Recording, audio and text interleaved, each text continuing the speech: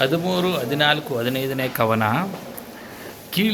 ಕೀಳಿಸಿದ ಪಟ್ಟೆಗಳ ದಿವ್ಯ ದೂಕುಲದಲ್ಲಿ ಹೊರ ಬರಹದೆಲೆಗಳ ಎಳೆಗಳ ಚೂಳಿಕೆಯ ಕನ್ನಡಿಯ ತೋರಣ ವೆರಡು ಪಕ್ಕದಲ್ಲಿ ಮೇಳು ಮುತ್ತಿನ ಸೂಸುಕದ ನೇಪಾಳ ಚಮರಿಯ ದಾಳಿಗಳ ಸಮ್ಮೇಳನದಲ್ಲಿ ಸಮತಳಿಸಿದರು ವೈವಾಹ ಮಂಟಪವ. ಅಂದರೆ ಉತ್ತಮ ವಸ್ತ್ರಗಳ ಪತ್ರಗಳಲ್ಲಿ ಬಂಗಾರ ಲೇಪ ಮಾಡಿದ ತುರಾಯಿಗಳನ್ನು ಜೋಡಿಸಿ ಕಟ್ಟಿ, ಎರಡು ಮಗ್ಗಳಲ್ಲೂ ತೋರಣವನ್ನು ಕನ್ನಡಿಯನ್ನು ಇಟ್ಟು, ಮೇಲೆ ಮುತ್ತಿನ ಕುಚ್ಚುಗಳನ್ನು ಕಟ್ಟಿ, ನೇಪಾಳದ ಚಮರಿ ಮೃಗಗಳ ಚಾಮರಗಳು ಆಡುವಂತೆ ವಿವಾಹದ ಭದ್ರಮಂಟಪವನ್ನು ಅಂದಗೊಳಿಸಿದರು.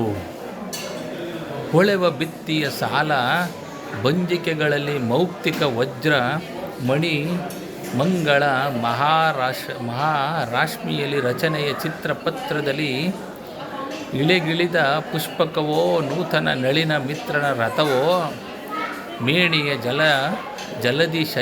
ಜಲದಿ ಆಶಯನ ಸಜ್ಜೆಯೋ ನಾವರಿಯವಿದೆನೆಂದ. ಅಂದರೆ ಮಂಟಪದ ಗೋಡೆಗಳ ಮೇಲೆ ವಜ್ರ ಮಣಿಗಳ ಹೆಚ್ಚಿನ ಹೊಳಪಿನಿಂದ ಕೂಡಿದ ಸಾಲು ವಿಗ್ರಹಗಳಿದ್ದವು. ಅದರ ಬೆಳಕು ವಿಚಿತ್ರವಾದ ಪತ್ರಗಳ ಮೇಲೆ ಬೀಳುತ್ತಿದ್ದವು. ಇದು ಭೂಮಿಗಿಳಿದ ಪುಷ್ಪಕಭಿಮಾನವೋ, ಸೂರ್ಯನ ಹೊಸ ರಥವೋ, ವಿಷ್ಣುವಿನ ಶಯ್ಯಾಗ್ರಹವೋ ಇರಬೇಕು ಎನ್ನುವಂತೆ ವಿವಾಹ ಮಂಟಪವು ಶೋಭಿಸುತ್ತಿತ್ತು. ಜಳವ ಜುಂಪಿಸಿ ಬೀಸಿದವು ತಂಬೆಲರ ಬೀಸಣಿಗೆಗಳ ಪರಿಮಳ ಕಲಿತ ಮಕರಂದದ ತುಷಾರದ ತೂಹಿನ ರೇಣುಗಳ ಸುಳಿವ ಸುತ್ತಣ ಸಾಳ ಬಂಜಿಕೆಗಳಲ್ಲಿ ಸೂತ್ರಿಸಿ ರಚಿಸಿದರು ಮಂಗಳದ ರಂಗಣ ಜಾಡಿಸಿತು ವೈವಾಹ ಮಂಟಪವು.